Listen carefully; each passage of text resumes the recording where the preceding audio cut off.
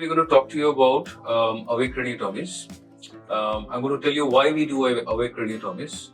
Awake craniotomies are basically done on patients who have brain tumors or any other lesion which is near the eloquent area of the brain. The eloquent area of the brain, by that I mean the part of the brain which controls any particular vital function of your body, such as your speech area, which controls your speech, your ability to speak, and your motor tracts, or your the area of the brain which controls the movement of your body, vital movements of the body. So these are some basic areas of the brain which are supposed to be protected while you're doing the surgery. So it can be done in both with the patient awake.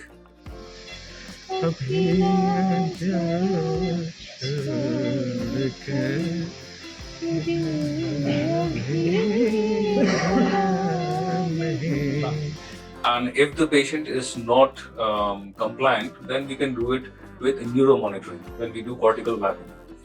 Now, awake craniotomy patients are actually first assessed by the psychologist whether they can endure that kind of surgery. And secondly, during the surgery, what we actually do is the anesthetist, it's a teamwork. It's not just the surgeon's feat.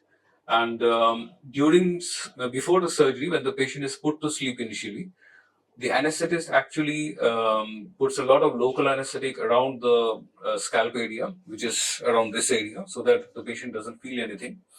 Secondly, once the patient's bone is open, we take the bone window out, and before we actually open the covering of the brain, we wake the patient up, and then we ask the patient to do certain tasks.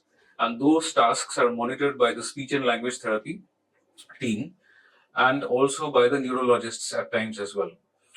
Awake craniotomies can also be done for DBS patients as well, deep brain stimulus patients. When we see patients with Parkinsonism who have deep brain stimulations, we can actually do it with awake as well.